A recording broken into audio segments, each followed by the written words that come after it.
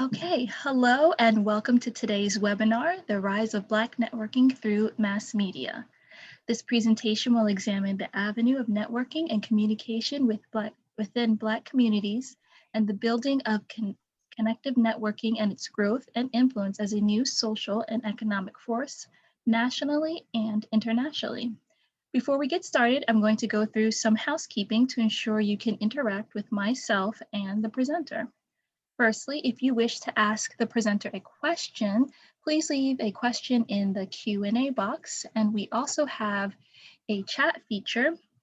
And to access the chat with other attendees, just click on the chat icon.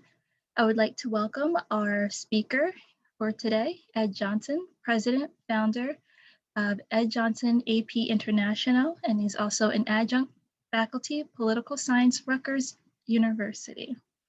Welcome, Mr. Johnson. We are so glad you could be here today to share your insight. Thank you very much. I'm very glad to be here. Of course.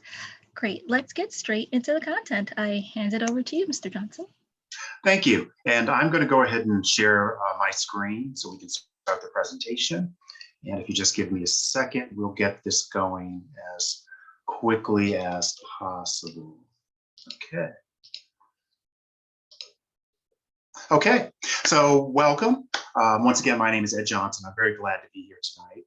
And the presentation that I'm presenting, as Nikisha indicated, is the 1960s out in the open, the rise of networking through mass media. I was very excited when the Long Branch Public Library asked me to do this presentation tonight because I was very interested in networking within the Black community. So I decided to take this a little twist to it, but do a historical perspective and look at the rise of Black lives, Black culture, Black political power, Black economic power through networking from the 50s through the 60s. Very rarely in the history of the United States do we have two decades that are so completely different, one following the other. If we look back to, say, 1850 and 1860, you have the 1850s where slavery flourished and America was still young. And then you have 1860s where an end was put to slavery. And slaves were recognized as people and citizens of the United States. And there was a war in between that helped to establish that. So tonight, we're going to look at Black networking in terms of human social media, potential networking, opportunity networking at the very start, or I should say the transition from 1950s to 1960s, which are two very different decades in terms of their atmosphere, the Americana, if you will, living. You have one decade where there's segregation still flourished in the United States.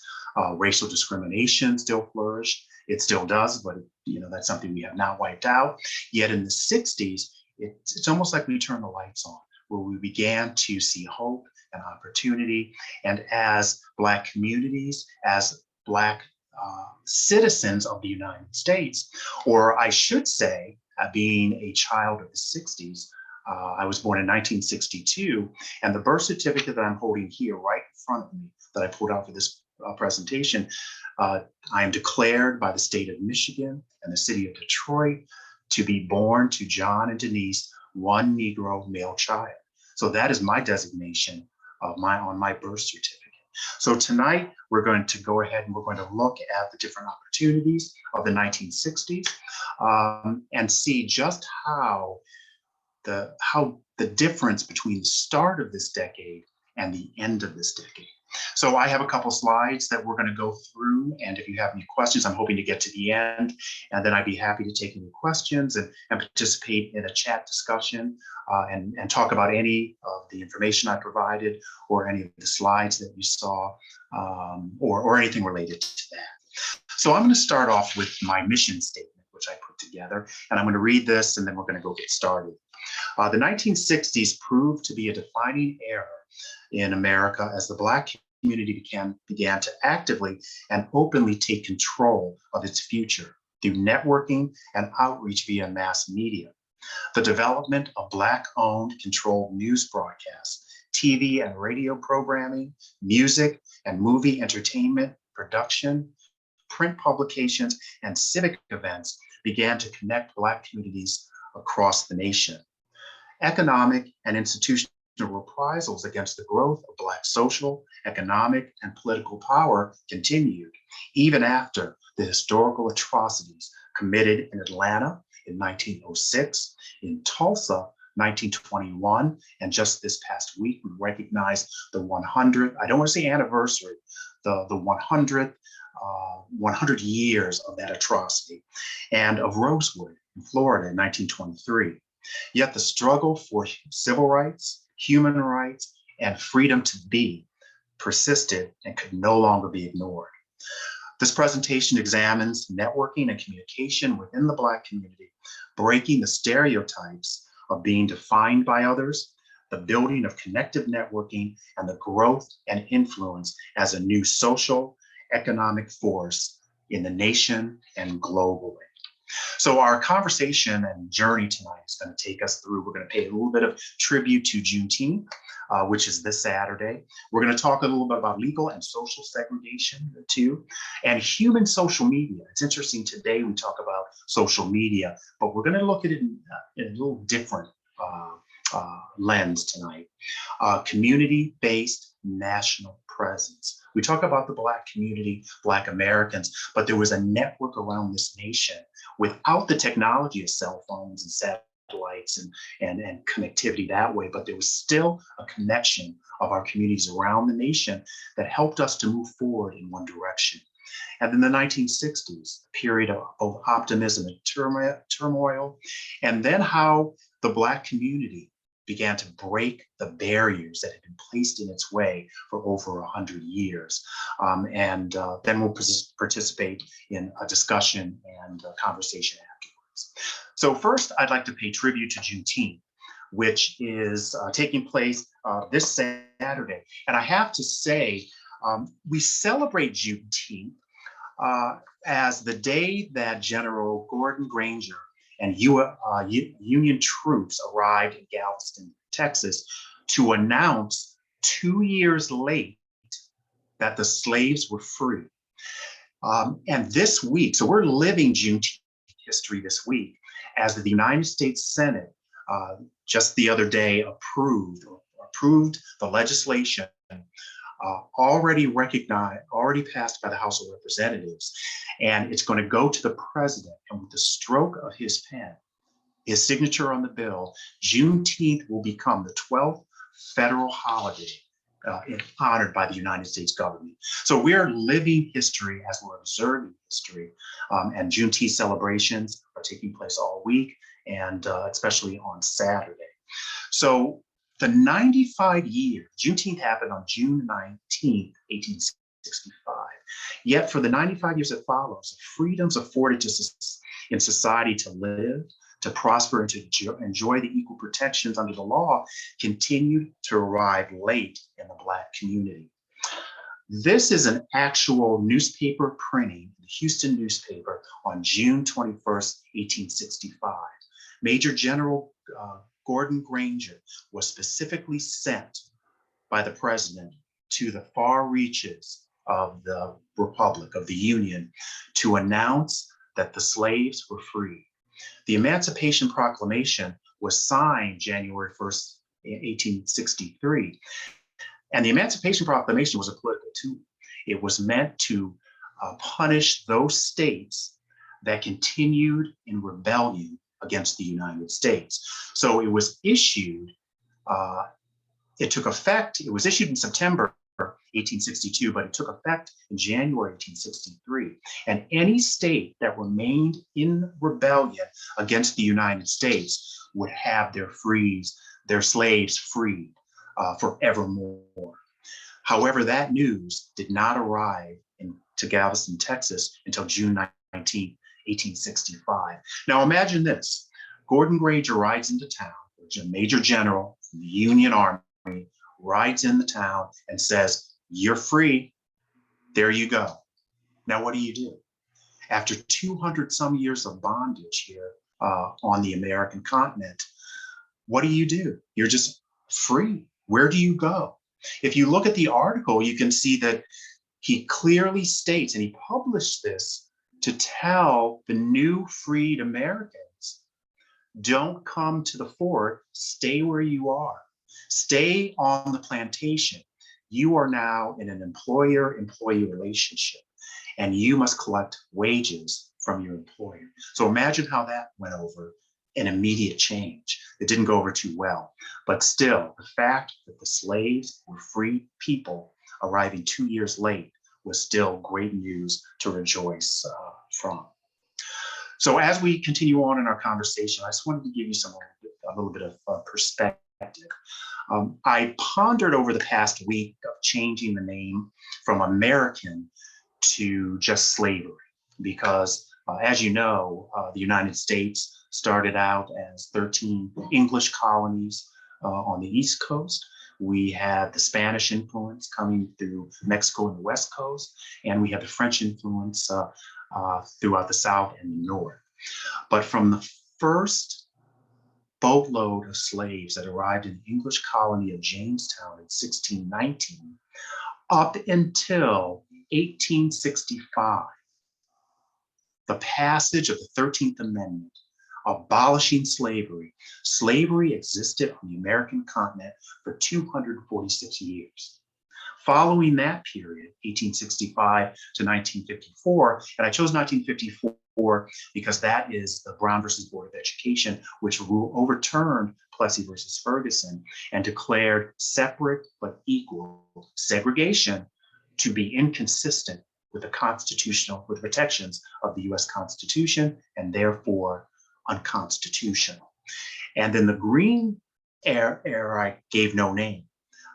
Green for go. From that point forward, we began to see the Black community begin to connect, to network, and to start taking control of its destiny, especially up to the 1960s as a new decade emerged here.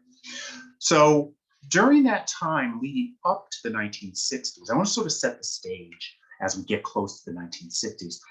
There was segregation in the United States. There was, you see the picture, theater for colored people, restaurant entrances for colored people, water fountains for colored people. So there was legal and social segregation that occurred here in the United States. And during that time is when we saw the Jim Crow era, of where there was cruel and inhumane treatment, legally under the state laws of many states in the United States, and under social pressure.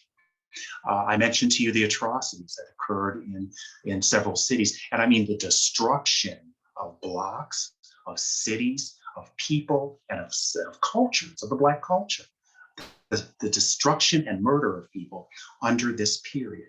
So segregation was a period where not only made life very difficult for colored, Negro, Black people in the United States during the time, but it also was a double-edged sword because we were pushed to the outer edge, and because we were pushed to form our own communities and provide our own services and create our own opportunities from the scraps of the country, yet we continued to flourish. And then for some unknown reason, well, I don't want to say unknown reason, racism was the reason, discrimination and just pure terror. Communities were destroyed. We've heard the sayings of you're getting too good, you're getting too big for your britches. And I'll go through our resources, but I was reading a resource that said, even the lowest level of colored person could not live a better life than the lowest level of a white person in the United States. And that caused great anger and led to some atrocities during that time. So leading up to the midpoint of the 1950s, legalized segregation in our armed forces, in life, throughout several states flourished here in the United States. And then things began to change. I want to talk about, as I mentioned at the very beginning, during this time period, the human social media. How did we stay connected as communities across the nation, because we surely did. There was a great migration from the South. My family was part of that, coming from Alabama to Detroit to get good factory paying jobs that then you send for the rest of your family to come forward to join you. That happened as the great migration of the United States to the industrial centers in the Midwest. But you had family behind that you kept in touch with. So during this period, we maintained a human social media. And when you think about social media, you think about the platforms that we use. You think about the Facebook or Twitter or LinkedIn or Instagram. We had different other methods of staying in contact, of sharing the word, of keeping and lifting each other, keeping each other safe, lifting each other up, and investing in one another when opportunities came. That was done through music. There was a great program on PBS, which I included in our resources, called The Black Church. It's a two-part series, which talks about the history in the United States. And even before that, because music was always used to communicate. It was used on the slave ships crossing the ocean, bringing the kidnapped Africans to a new world so that they could keep track of their family members or know who's on board or where on the ship. It was used to communicate and spread the word throughout the plantations during slavery. The owners of the plantations and the masters thought that the slaves were singing happy songs when they were really giving messages. And in this presentation, I was very interested when one of the reverends, and then his name fails me, was talking about the importance of gospel music. And he says, gospel music is not music. Gospel is a message. And so music was a very, very important way for us to connect and to network. Our family networks, as I said, through the Great Migration, the family networks helped to make sure that the young in the family were educated.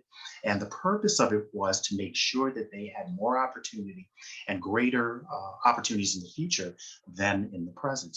It was also used, and you're going to hear some stories in a moment, some great, real entrepreneurs that helped propel Black culture to where we ruled the music world, the civil rights, films, TV industry, where our presence was propelled into the front vision of the American Republic and the world. And that was done because the family networks gathered their resources to help their young son or their young daughter to do these great things, which we'll talk about. There were civic organizations that you joined where you would share information, join together throughout the communities. And there were different chapters throughout the United States.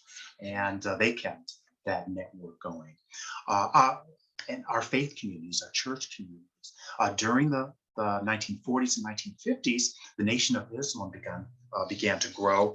And they had chapters across the United States, and you add that to the hundreds or thousands of Black churches around the United States, which were a home for socializing, for worship, for sharing information, resources, and opportunities as well. And then you always hear the beauty in the barbershop, still to this day. When I talk to my dad would say, I'm going down to the barbershop to get the word, to hear what's going on in the community, to hear, what is going on and what's the news of the day or who did what or what is going on, and then to go on and share that. So that was a very important stop in the community. There were travel guides, and it's very interesting.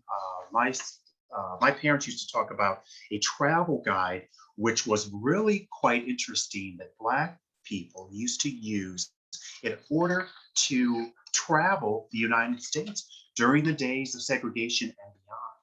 I mean, picture this. Can you imagine taking your family in a car and driving down 95 going south? And right when you cross the Delaware Memorial Bridge, there's that first rest stop.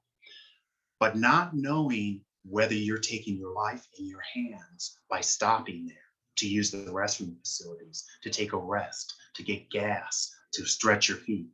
or to just sort of stretch from a long journey. And that was what was going on in the United States. There was a guy called the Negro Motorist Green Book, which was created by New York City mailman Victor Hugo Green, who lived from 1936 to 1966. And he mapped out the safe places to stop, for hotels to stay over, to eat, where you could get gas across the United States. And that was the mainstay of Black families when we traveled in cars, was to be safe and to know that.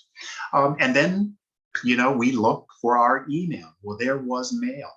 Well, I can remember my grandmother receiving letters, pages long, from friends far away, who they would tell, almost like a journal of what was going on where they are, and talk about situations of the day or different, the gossip of the day. And then, of course, there was the traditional media of the time, which was radio, which had played a prominent role in the growth and development and connection of networking among the Black communities. And then in the 1950s, a new thing, late 40s, 1950s, called the television. The television was an instrument that they were trying to figure out what to do with this. The movie studios hated it. The television producers and companies were trying to figure out what to do with this new instrument. And it was in the 1960s where they figured out the power of that instrument, of television, of getting one in everybody's home. And then, even more importantly, for some younger viewers today, I know it's going to be hard to believe, but there was a time that I remember when television became color. It used to be black and white, and that was a very important element in the 1960s, and a very important change, and it added a dimension. So when we talk about community-based national networking, radio played a huge part of that. We had in our communities across the nation, let me take a step back. And how would we know who we were? Self-identity. I mean, there was a machine in place that perpetuated this false sort of view of what colored and Negro people look like. We were inferior in intellectual, athletically, economically, in every single way. And that was the view that was perpetuated in film, in print press, in the radio. However, on the flip side of that, there was a network of Black-owned or Black-controlled radio stations that used to broadcast on AM overnight, that would share information, that would share music, that would have talk, would share the news. There were some Black-owned newspapers as well. And then there was, in the 60s, we started to see local television start to have television shows that spoke to the issues and the interests of the Black community. So there are many of them, but one that I chose to point out today is Soul, Soul, Soul. That was on WNET. It started in the New England area, and it really did talk about, it provided information about the arts, the community, culture, political expression, social justice, politics, and very interesting, it started to experiment with a new technology in the 60s called videotape, and taping their shows so that you didn't have to just watch them live, you could see them again. So they were very much in the forefront. But around the country, you had young people who were trying to figure out who am I? What is my identity? What is our culture? Where is my place in society? As the 50s wore towards an end and the 1960s started to begin. So, just to let you know what was going on in that post-World War II period, the Great War, World War II, which we have a lot to be grateful for, people that gave their lives during World War II, because these are the heroes, the men and the women who, that when they were young, saved the world from the Nazis and from fascism. So there was a lot going on, both positive and some not so positive, from that post-World War II era, from the late 40s into the 50s, leading up to the 60s. You had what's called the GI Bill. So a soldier could get honorably discharged from the Army and then would have benefits, could buy a home, could get job training or education. But on the flip side, that always wasn't made available to Black or colored vets. The legislation allowed the legislation took the money from the federal government and allocated it to the states. Just like today, the COVID money was given to the states, and then the states decided how to use it. Well, you had several states that made it impossible for Black or colored vets, people who served their country and put their lives on the line, from accessing these benefits. In 1948, President Truman desegregated the armed forces. Now think about this. The armed forces of the United States used to be segregated, Black and white. The Black soldiers were not allowed any contact or to fraternize with white soldiers, or I should say vice versa, because the Black soldiers were the ones being kept out. Yet they were expected to serve their country, and they were subjected to segregation, discrimination, and terrorism at home in the country that they were fighting to protect. In 1954, a landmark decision, about 70 years earlier, I'll say 65 to 70 years earlier in the Supreme Court case, Plessy versus Ferguson, the Supreme Court ruled that separate was equal. We could have segregation. Then in 1954, in a landmark Supreme Court decision, the Supreme Court ruled in Brown versus Board of Education of Topeka, Kansas, that separate was not equal, and they ruled segregation, public accommodations, unconstitutional. And then they had Brown 2 a year later, which was an enforcement mechanism because the Supreme Court felt that the states were moving too slowly on that. Then we had growth of the suburbs and urban flight. So after World War II, that house in the suburbs, the fence and mom and the dad, the 2 kids, and the cat and the dog was not for everyone, and certainly was not for Black or colored community. So we started to see what was called white flight from the urban areas out to the suburbs, and the building of a national highway system that was used as barriers in Detroit, in Los Angeles, in Chicago, in New York. The national highway system from coast to coast to make sure that we could drive our car from one part of the country to the other was designed and used in certain communities as a barrier to separate Black communities from white communities, or to encase and enclave the communities of color in the United States. Civil Rights Act of 1957 was a positive development. President Eisenhower signed the bill and created a commission to examine voter rights. And very interesting, we're talking about that today, to a 6-member panel to examine voting rights, issues of voter intimidation or disenfranchisement in several states across the Union. And then the Black communities, through the Black churches, started to organize, through civic organizations, started to organize and started to remember that old African proverb that sticks that are tied together in a bundle cannot be broken. So as a whole, through our churches, SCLC, through our organizations, NAACP, through other different organizations, community organizations, we began to organize and began to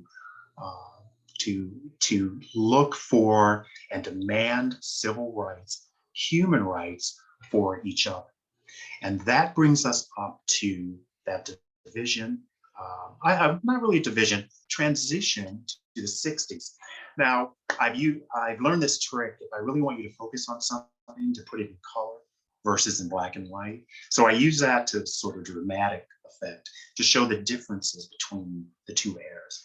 The 1950s were somewhat of a period of peace and rest. Now, we did have Korea, which wasn't a war, but a period of America was at rest after World War II.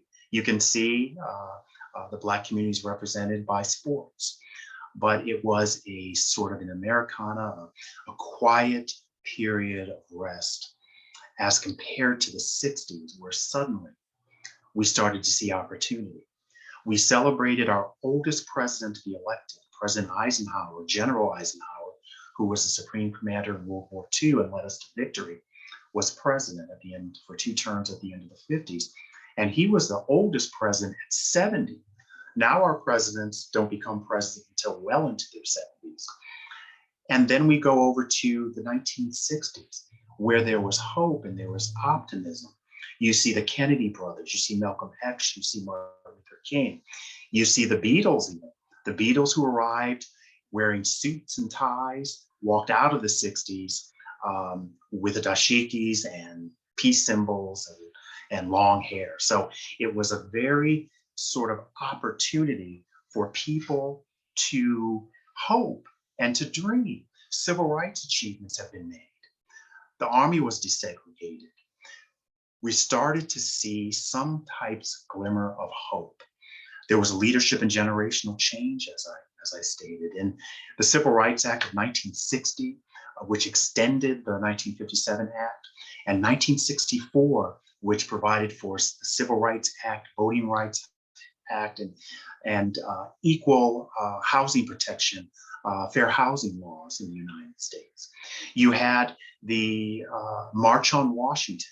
Now, we seem to recall that as the I Have a Dream speech, but it was really a march on Washington for jobs and peace and civil rights, because in Black communities, the investment was not there to hire and provide jobs across the United States. Or if it was, there was intimidation and oppression. So that march came together with 6 different groups joined together to bring close to 300,000 people to the National Mall. And that's when Martin Luther King gave his famous I Have a Dream speech. The Voting Rights Act of 1965 was passed for the first time. That sits on a desk in the United States Senate to this day, needing to be renewed, but the senators will not renew it. So the voting rights, the right to vote was very important. Thurgood Marshall, the first Black to be appointed to the Supreme Court, was appointed Solicitor General of the United States by President Kennedy in 1961. And then in 1967, he broke the barrier and became the first Black justice of the Supreme Court of the United States. And then overall, we had a president that told us at the very beginning of the 60s that we're going to put a man on the moon. So imagine that. And at the time, people laughed and said it was ridiculous, but it was something to hope for. There was optimism at the very beginning of the 1960s, a very different change from the 1950s, and an opportunity in our Black communities to become ourselves, to have our own identity, to not be defined by hundreds of years of negative stereotyping and imaging, to be free. I think one of the rallying cries of the 60s was, I want to be free. I can remember my grandmother asking me, what does that mean? Free from what? And I didn't know the answer to that as a child. But so it was just a time of great optimism. But on the flip side of that, there was great turmoil as well. The terrible assassinations of the president. We had the terrible assassinations of President Kennedy in 1963, of Malcolm X in 1965, of Fred Hampton, the leader of the Illinois chapter of the Black Panthers in 1969, of Martin Luther King in 1968, and of Robert F. Kennedy in 1968. And that really was a blow to the nation as a whole. And the Black community felt that as well, especially with Robert Kennedy, because they felt that there was finally someone who understood poverty and the lack of opportunity and the lack of the resources that are necessary to build better lives for yourselves. There was the Vietnam War. We had the civil rights, which began in the late 50s and continued on to the end of the 60s, 1971, 1972. And it was very interesting because the Vietnam War included the draft. So you had a community that represented 11% of the population of the United States. The Black community at that time in 1960 was about 10.5% of the population of the United States, yet we constituted 40% of the people that were drafted. 10.5 population, 40% drafted into the military to go to Vietnam. And there was still institutionalized racism and discrimination with housing, covenants on real estate that would not sell to Blacks or to Jewish population or to minorities or anyone else. And then you had the riots leading up to the 1969 period. And in Harlem in 1964, in Watts in 1965, and in Newark 1967. And then you have 1967, which was called the Long Hot Summer.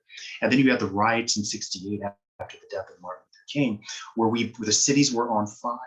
You know, we talked about this past year, this past summer, where people are just sick and tired of being sick and tired, of being treated poorly, of being disrespected. And that's what was going on. And on top of that, to see the leaders of the Black community gunned down, and also the leaders of hope and change of the nation gunned down during that time. We also saw the civil rights murders of between 1961 and 1968, 38. And there were more than that, but there were 38 brought to press, to the national, that caught the eye of the national press. Civil rights murders in the United States, including 4 children of Addie Mae Collins, Denise McNair, Carol Robinson, and Cynthia Wesley, who were just attending church in Birmingham, Alabama, and a bomb went off and killed them. There were mothers, there were soldiers on leave from the Army, there were children, men and women that were just killed in civil rights as civil rights began to take and roll off. So that was going on in the United States. And then I mentioned the flight from the urban centers, the disinvestment, deurbanization of the urban centers, and then the joblessness and the poverty that was going on. So that is the turmoil and the opportunities of the 1960s. But I still say that the hope and the optimism helped to drive that century forward. And through my experience as a young child, being aware of those things that I just mentioned going on around us, the rights and the justice, the recognition in society. I can remember, and we'll talk in a minute about James Brown and his #1 hit across the nation, Say It Loud, I'm Black and I'm Proud. And I can remember a conversation I had with my grandmother about that, because my grandmother's birth certificate said color. My birth certificate said Negro. And James Brown was giving us another message to say we're Black and we're proud.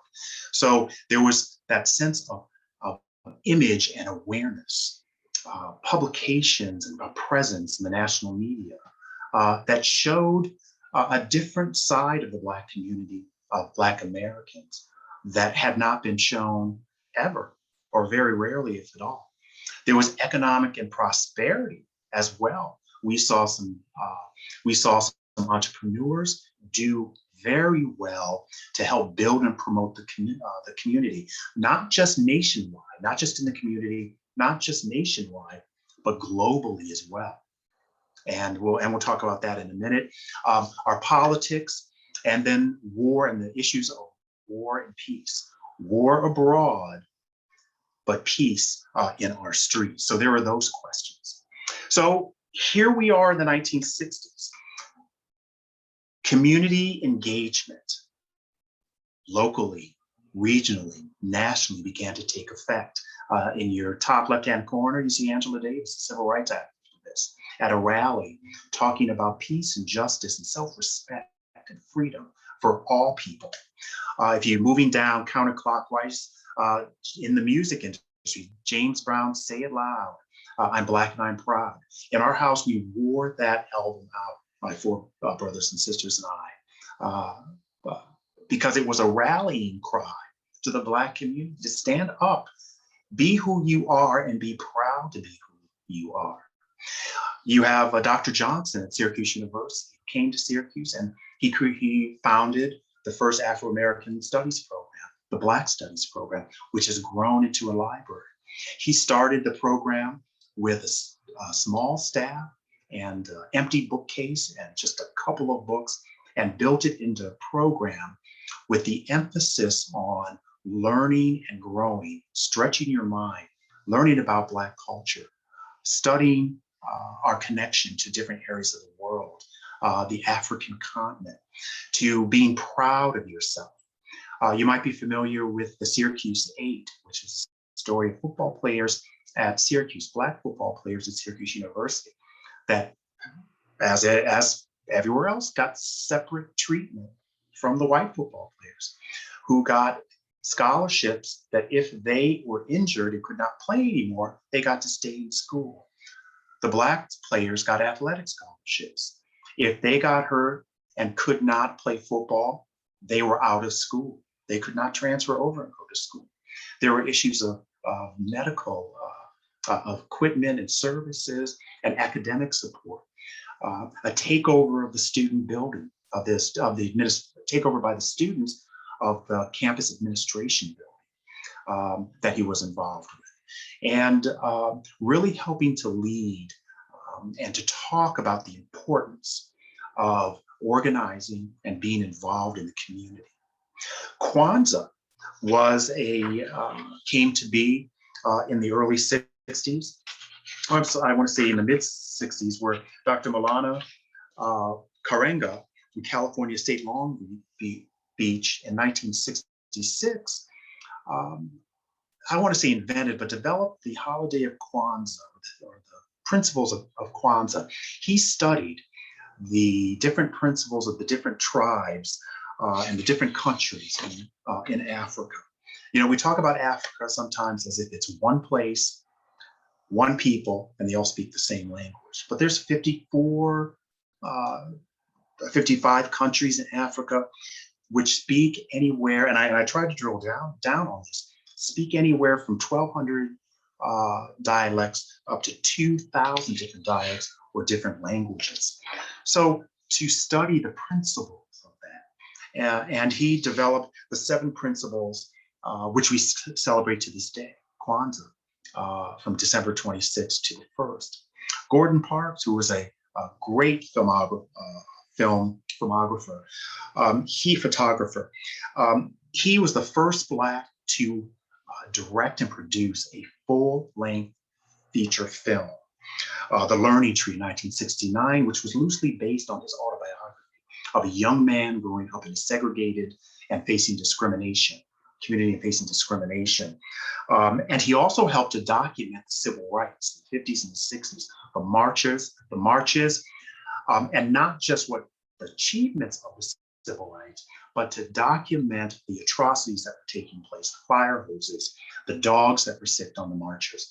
And those were shown across the United States and galvanized the attention of the country to the majority that finally said, this just isn't right. We have to stop this. Leading up to, at the top right-hand corner, Malcolm X, who was the chairman of the New York chapter in Harlem of the Nation of Islam until he broke with them. But he talked about Black nationalism and racial separation.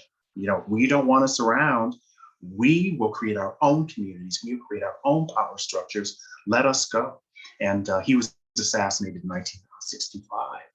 And then the middle picture, the color picture, with President Lyndon Baines Johnson and Eartha Kitt. And you might remember Eartha Kitt. She was a dancer, singer, actress. I remember Eartha Kitt as Catwoman in the Batman television show back in the 60s.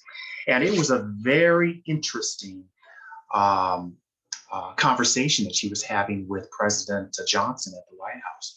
She, along with several of the other guests that you see, were invited to a luncheon at the White House and the topic was crime and juvenile delinquency. And President Johnson specifically asked her for for her opinion. And she stood and she told the President of the United States in the luncheon at the White House, her words were saying, she explained why are the youth doing what they're doing, and since 1968. Why are they rioting in the streets? Why are they burning down their neighborhoods? Why are they so angry? And quoting her words, she told the President in that picture, they're angry because their parents are angry. Because of a war they don't understand. You send the best of our country to be shot and maimed. After that statement, her career was instantly ruined for 10 years. She lost her job. She could not get a job in the entertainment business. No one would hire her. She was blacklisted, and she had the CIA follow her and to keep an eye on her because she stood up and she answered the question the President of the United States asked her point blank. So it was a very interesting situation. There have been, and I've debated with friends and colleagues about this, someone invites you to your house, you're a guest and you should act accordingly. My grandmother always said that. But when someone asks you for your opinion about life and death issues, you should always tell them the truth. She did, and she knew what it was going to cost her, and she did it anyway. So she stood up. So in the 60s, as I mentioned, we started seeing Black faces, and I don't want to use that term, Black Americans, let's say, appear in the corridors of power. They were always shut out before. To start being a part of the power structure in limited ways. Martin Luther King at the March on Washington for jobs and to address issues of poverty and peace. Thurgood Marshall, who's appointed to the Supreme Court of the United States. You have President Lyndon Johnson signing the Civil Rights Bill and handing the pen, one of the pens that he signed it with, to Martin Luther King. In the White House, Black leaders from the Black community, from Black America, in the White House, talking and working with the President. You also have, I'm going to go down to the left-hand corner, you have Congressman Adam Clayton Powell, which is one of the first Black congressmen from a district in Harlem, and his son succeeded him in that, in the White House talking to President Kennedy. So you're talking about a decade of the 60s. You know, we've come from slavery and Jim Crow and segregation and societal sort of segregation to being in the corridors of power and being able to speak to the people that make decisions. The freedom registration picture you see at the bottom is Aaron Henry, the Mississippi Freedom Party, who appeared at the night, who came up with the delegates that were rightfully elected that he claimed from Mississippi. But because of segregation, they were not seated. And an all-white delegation was seated. And so here he is testifying in front of the Rules Committee at the 1964 convention, saying, we are the rightfully elected delegation from Mississippi, not them. And then in the entertainment world and sports world, two very familiar people. And I'm going to start at the bottom. Muhammad Ali, one of the most famous sportsmen in history. And I'll say the greatest of all times. He was my favorite. But he started out as Cassius Clay. And he had secretly joined the Nation of Islam until 1964, when he revealed to the world that he was a member of the Nation of Islam, and he was taking the name from Cassius Clay. He was taking the name Muhammad Ali and was a proud member of the Nation of Islam. And for that, it cost him his championship. And also he refused to go to war. He said, he was a conscientious objector to the Vietnam War.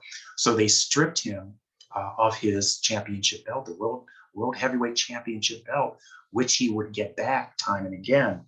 But he did stand up for that. And there's an interesting movie, One Night in Miami, directed by Regina King, which is about the one night in Miami where Muhammad Ali and Malcolm X and several other individuals spent the night in the room together talking about society and politics and the Black community.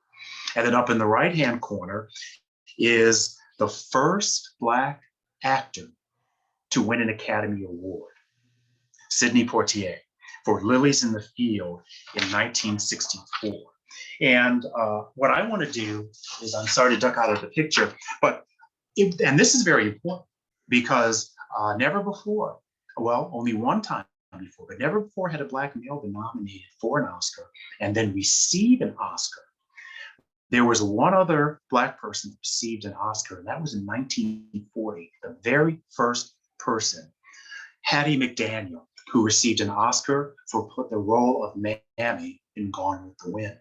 There has been quite a bit of controversy about her role and whether that role portrays Black people in a negative light or hurt us being seen throughout society. But nonetheless, Hattie McDaniel in 1940, February 29, 1940, went to collect her Oscar. She could not go to the regular ceremony because it was a whites-only ceremony. So in a special ceremony, she accepted her Oscar. And I wanted to read a bit of her acceptance speech. And she said, quote, "Academy of Motion Picture Arts and Sciences, fellow members of the motion picture industry, and honored guests. This is one of the happiest moments of my life. And I want to thank each one of you who had a part in selecting me for one of the awards, for your kindness. It has made me feel very, very humble." She continued, "I shall always hold it as a beacon for anything I may be able to do in the future. I sincerely hope that I will always be a credit to my race and to the motion picture industry. My heart is too full to tell you just how I feel. And may I thank you and God bless you." And I used that statement. Her speech was a wonderful speech. And it's on film and you can see it if you Google it. It is a wonderful moment for Black America to have received the most prestigious award in film in 1940 for a 1939 movie. But her statement, where she pledged and hoped to always be a credit to her race, was a responsibility and a burden that all of our leaders always carried. Those that you see here, because one was held accountable for all, good or bad. And so when we see our leaders who are standing up for rights and for justice, for truthfully answering the questions the president asked them at a luncheon, to standing up to say we were rightfully elected and you cannot replace us with fake electors, meeting with the president.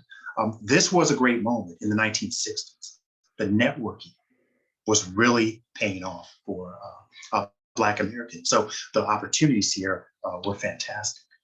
So I just, as we're closing down to the end, I want to get to conversation. I know I've been talking for almost an entire hour, but I'm going to stay as long as you want to stay. Our contributions in radio, as I said before, radios were the mainstay or the backbone of the civil rights movement because it would tell people, it was the voice of the issues, voice of concern, voice of resources and opportunity. It could tell you, it's a voice of ourselves throughout many of the radio stations throughout the country. You have Martha Jean, Dr. Daddio, Herb Kent, who played classical music, who played Black music, gospel, and blues from Denver to Chicago to Memphis and to Washington. So the radio, and in the middle, WHUR is a college radio station of Howard University that was formed in 1943 and really has been the voice of the Black community in the Washington, D.C. area, talking to the concerns of the community that it serves. In television in the 1960s, we started to see ourselves on television shows. Now, how do you imagine yourself as a young kid? In 1960s, I was in, those were my formative years, 5, 6, 7, 8, to turn on the television and see no one that looks like you in any lead or responsible, respectable role. So we started to see ourselves.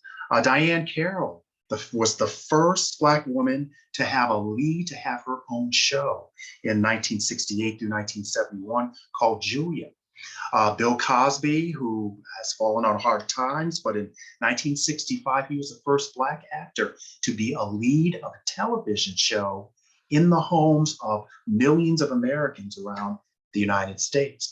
For those of you who remember the Ed Sullivan Show, the Supremes were invited in 1964 for their first appearance on the Ed Sullivan Show. They appeared 16 times on the show throughout the 60s. And then if you're a Star Trek fan like myself, Nichelle Nichols, who played Lieutenant Uhura, a communications officer on a ship, a responsible role, was one of the, from 1966 to 69, was a first for many of us to turn on the television to see ourselves. I remember her telling a story and watching her in an interview where she would get letters from little girls who said, I'm going to grow up and I'm going to go into communications. I'm going to join the service. She talked to grown women who said, because of you, I chose that career. So the influences of who we see is very, very important. And she also holds, so I'll leave it there and we'll keep moving for time. In publications, the next two publications in music, I'll go through very quickly, but it's very important. John H. Johnson was the publisher, Johnson Publications, that published Ebony Magazine, Jet Magazine, and Negro Digest, which later became Black World. But in the early 40s, he borrowed $500 from his mother, a loan against her living room furniture. Now, if you're from the Black community, and especially my family, our furniture, our living room furniture and our dining room furniture, those two rooms were probably the most expensive in the house because they were for company, and we never were to go in those rooms. They were for entertainment, they were for company. And it was also a level of status as well. But for his mother to take a loan of $500 against her furniture, and he sold $6,000 of charter memberships for the very first issue of Negro Digest. And he ended up creating one of the largest magazine publishing dynasties in the world. Ebony, Jet, Essence magazines were on the table, the coffee room table of every Black house in American, across the United States and around the world. To have your picture on the cover meant a lot. I remember my brothers and sisters and I used to try to get to them first to see who was doing what and who was the top entertainer. They had pictures of the beautiful stars, of people doing positive things, careers. So it really was energizing to us as young children in the community. And then, of course, in music, the Motown sound. It's very, very interesting that, Berry Gordy has a similar story. He borrowed $800 from his family to start Motown. In 1959, he started his Tamla Records. Smokey Robinson of Smokey Robinson Miracles, and Berry Gordy. Berry Gordy was sort of their go-to person, their producer, their manager, their booker, everything. So they had just finished a series of performances, and they received their pay, their royalty pay, for the songs that they'd written and sang. And it was for $3, about $3.70. And the story goes that Smokey Robinson said to Berry, you know what, for $3, you could start your own company. And he did. And he started a company, a label, Tamla Records in 1959, which became Motown. And it ruled the music world for more than a decade, worldwide. The artists that came out of Motown, the artists that they had under their label rivaled that. If you've ever seen the MGM picture from the 1930s of all of the stars from that era, Motown rivaled that in terms of the talent and the influence to the music world across the board. Between 1961 and 1971, Motown had 110 top 10 hits. In our resources page tonight, there's a link to a very interesting article called "When a Single Label Company Ruled the Music World." On the left hand, you have the Hawkins singers, Hawkins family singers, and you might remember their crossover, and I use the word crossover hit, "Oh Happy Day" in 1968. They were a gospel group, and they had a crossover hit that went to the top of all of the charts in the music industry at that time. It caused some friction in the Black church because, and the PBS special that I mentioned, they talked about, should we be using our talents for God, or should we be using our talents to entertain and make money? And that was a big question and issue of the day. But they were also a group that was very inclusive and worked with many artists. And at that time in 1968, who were gay, that still was a taboo. But out of this group came one of the most famous entertainers of the disco era, Sylvester. Came from a collaboration with this group and ruled the disco world in the next decade, the 70s. And then, of course, Jimi Hendrix, was at the top of his career from 1966 to 1970, and was one of the most profound guitarists, musicians, artists of his time and of ever. He could make that guitar talk. So we started seeing ourselves as influencers in every aspect of the music society, and in film as well. Sidney Poitier won the first Oscar. We started seeing full feature main movies that represented the real lives and concerns and issues of the Black community, of paying the rent, of being able to afford to go to school, of who your children will marry, and guess who's coming to dinner, education. So in every aspect of society throughout the 60s, we were networking and we were seeing ourselves. And to millions of kids like myself said, I can do that, I can be somebody. Not that we weren't doing that before, but it certainly was not held in the presence of the mainstream American media during the period before the 60s. So being able to see these areas. And as I close, I want to, and as I get to the question and answers, which I know we're running late, but I will stay as long as you want. The fight for civil rights and human rights was inclusive.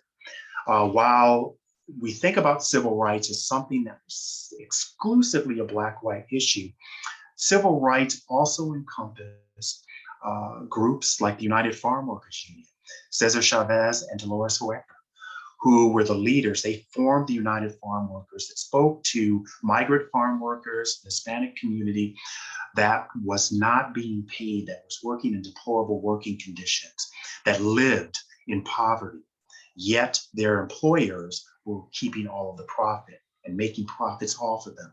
And then there also was the Red Movement, the Youth Red Power movement. Between 1953 and 1964, the United States terminated over 100, the designation of 100 tribes in the United States, sort of consolidating them together because it was easier for the United States to keep track of. So imagine this, the government comes and says, you know what, you're no longer the Johnson family. We're going to put you and the Smiths together and we're going to count you at one because it's easier for us. So the Youth Red Power movement was very powerful, along with the Farm Worker Union. During that time, there was a boycott of grapes. I can remember asking my mother, why can't we have grapes? And she says, because it's not right. And she participated in that. So, you know, the fight, the 1960s, and being present, coming out center in full focus wasn't just the Black community. It was the Hispanic community, the Native American community, and many communities across this nation that began to grow and to prosper. So in closing, I just would like to, for the record, tell you that the doctor that I showed you, who started the First Black Studies or Afro-American Studies program at Syracuse University, and was very much involved in Syracuse 8 is my father, Dr. John L. Johnson, which I'm very proud of. And this is a picture of myself visiting Syracuse University Black History Department. And outside of the library is a mural with his picture with a dashiki. I grew up with my parents. My father wore dashiki. My mother was very much involved in the campus youth movement, the civil rights movement. I thought it was just normal that everybody's family had a bullhorn and had meetings with tens of people at your house or went to marches downtown. I just thought it was a very normal thing. And I'll leave you with my human social media moment. In Atlanta in 1987, in my very first job, I was sent to Atlanta, Georgia. I got up in the morning, young man, I was probably about 26 years old, with a suit and tie and a briefcase, and I went walking down the street to my first appointment, my first business appointment in Atlanta, Georgia. Coming toward me was an elderly Black man on a cane. He wobbled a little bit, but he was making it. So I stepped out of his way so he could pass, and he stepped right back into my path. So I thought to myself, maybe he's a little bit wobbly, so I'll step to the right. I stepped to the right, he stepped back to the right into my path. And I thought, okay, it's on. When we met, and I can still see the smile on his face, he reached out and grabbed my arm and he said, son, seeing you walk down the street in a suit and tie with your briefcase and your head held so high makes everything we had to go through worth it. That was my human social media moment. The stories, the networking. And I knew from that moment forward, I was going to pass it on like I'm doing tonight. So with that, I'd like to thank you very much.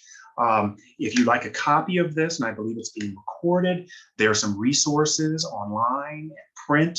Some of the film and TV resources that I included in this, there are some I'll call Hollywood resources, but I wanted to give you a flavor of that time period.